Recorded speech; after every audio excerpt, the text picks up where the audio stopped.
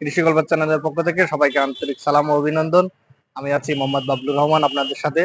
আজকে দেখাচ্ছি বিদেশি একটি মালয়েশিয়ান চেরি, খেতে খুবই সুস্বাদু, 12 মাসই এগুলো।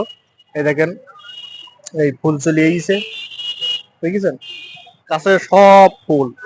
এই চেরিগুলো আবার পেকেছে, এগুলো দেখেছেন। এবার একটা ছোট, এই হচ্ছে, আপনি 12 মাস এই ফলগুলো খেতে পারবেন, আর খেতে খুবই সুস্বাদু, প্রচুর পরিমাণে সুস্বাদু। দেখেন চেরির সাইজ, দেখেন দেখেন চেরিগুলোর সাইজ দেখেন, আর খেতে প্রচুর পরিমাণে সুস্বাদু, প্রচুর পরিমাণে সুস্বাদু। আপনারা ছাদেও লাগাতে পারবেন, বাসা বাড়ি আঙিনায় লাগাতে পারবেন, আর চাষও করতে পারবেন। এই ফলগুলোর দামই অনেক, আর এগুলো আপনার বাংলাদেশে নতুন হয়েছে, আর প্রচুর পরিমাণে ফলন। আপনি দেখতে পাচ্ছেন যে ছোট একটি টবে, গাছ কিন্তু তেমন বড় না, কিন্তু ঝোপালো, আর প্রচুর পরিমাণে হয়ে থাকে। আর তাই